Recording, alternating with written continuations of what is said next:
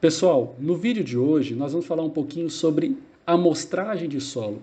Essa aqui é uma etapa fundamental para a caracterização de uma área agrícola.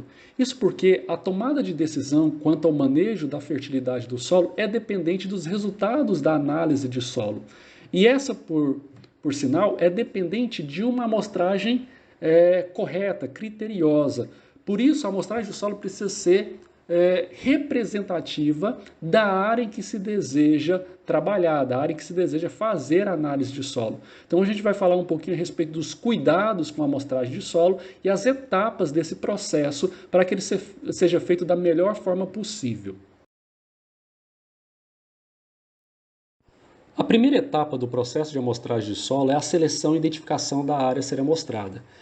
É importante que cada amostra composta, que é um conjunto de subamostras, que a gente vai falar um pouquinho mais à frente, ela seja feita numa área considerada homogênea. Né?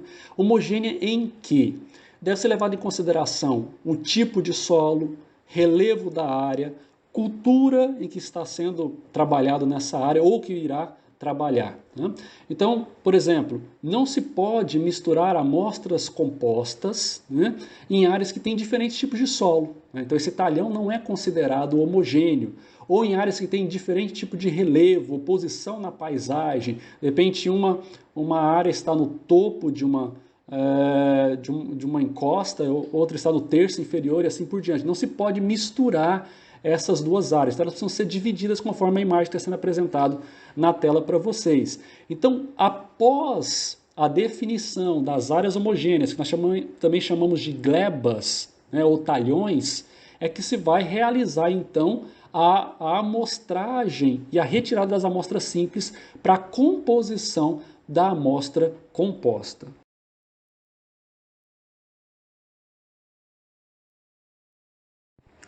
A segunda etapa do processo é a escolha do equipamento a ser utilizado para realizar a amostragem.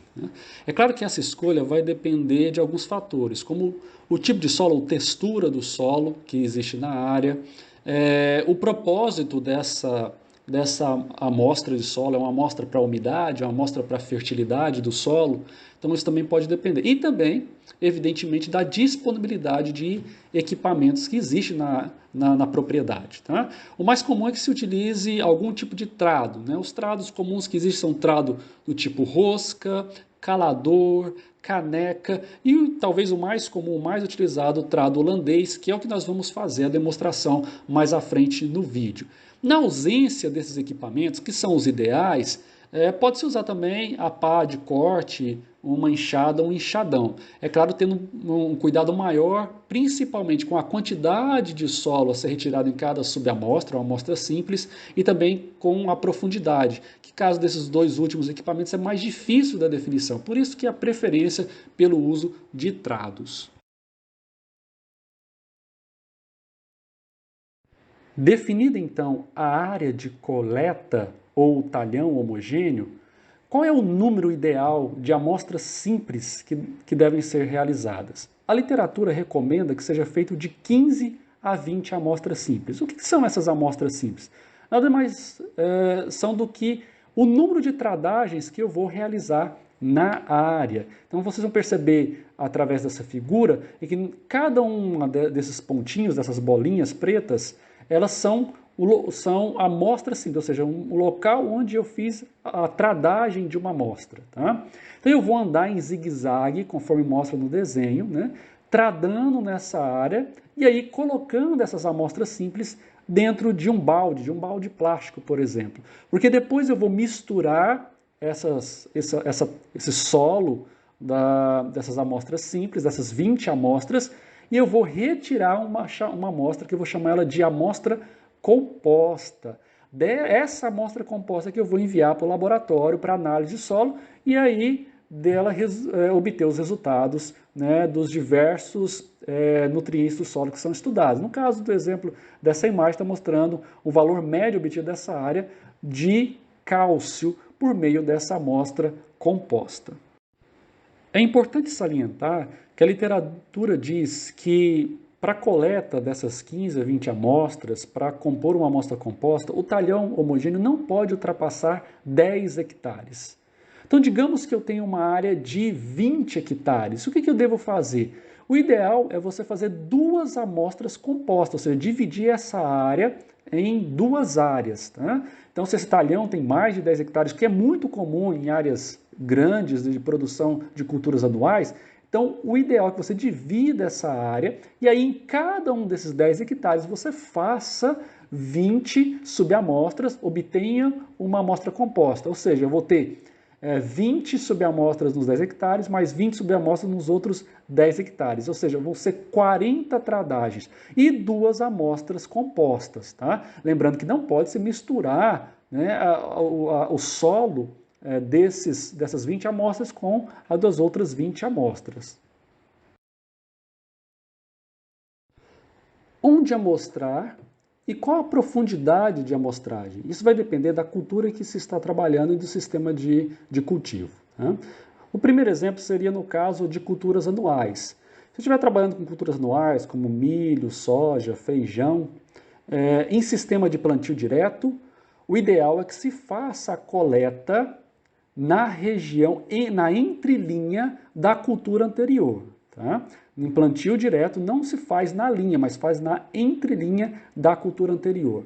Em qual profundidade? A profundidade vai depender muito de qual a cultura que está trabalhando. Geralmente, para a maioria das culturas anuais, né, no plantio direto, recomenda-se que faça uma amostragem na profundidade de 0 a 10 centímetros e outra de 10 a 20. Tá?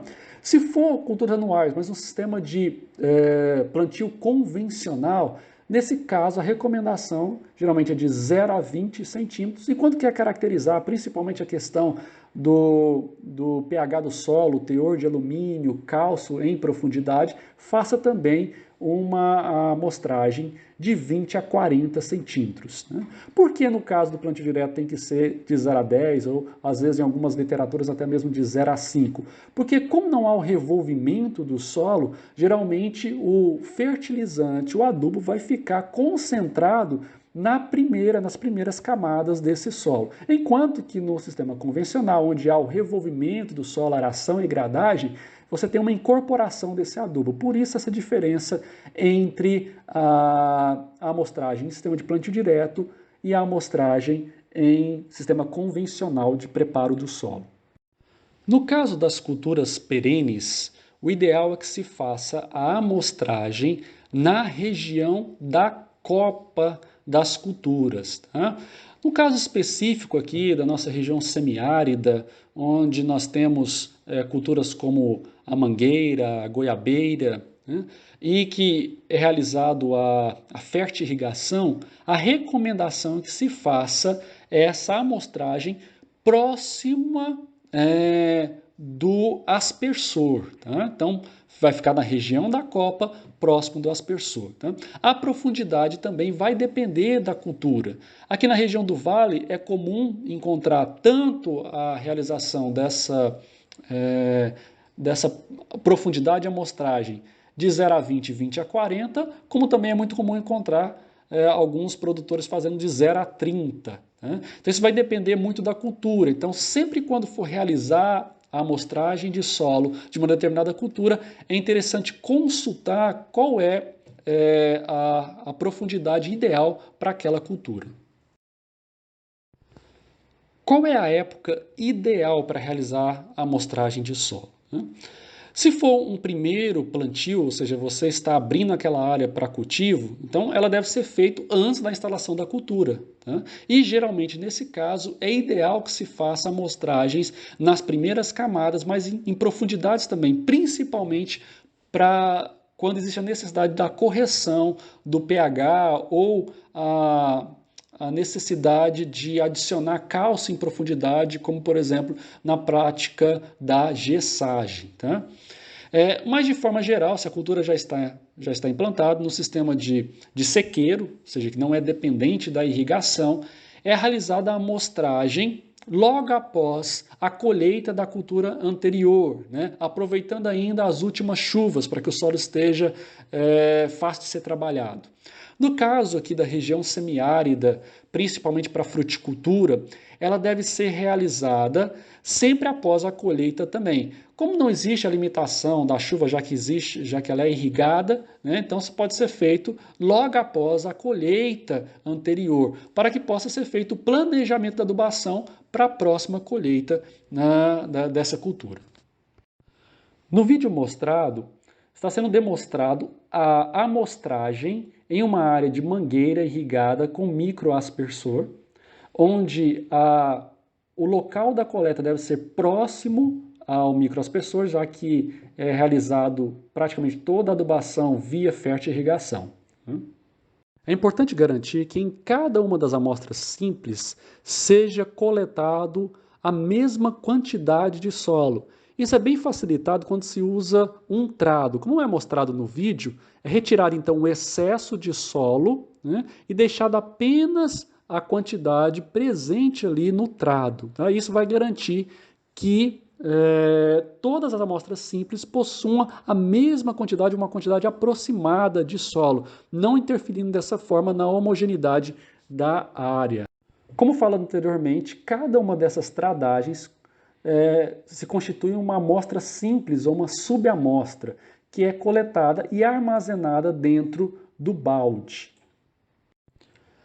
Após a coleta das 15 ou 20 subamostras contidas no balde, será retirado em torno de 300 a 500 gramas de solo bem misturado, e essas 300 a 500 gramas corresponde a uma amostra composta e que deve ser enviada ao laboratório.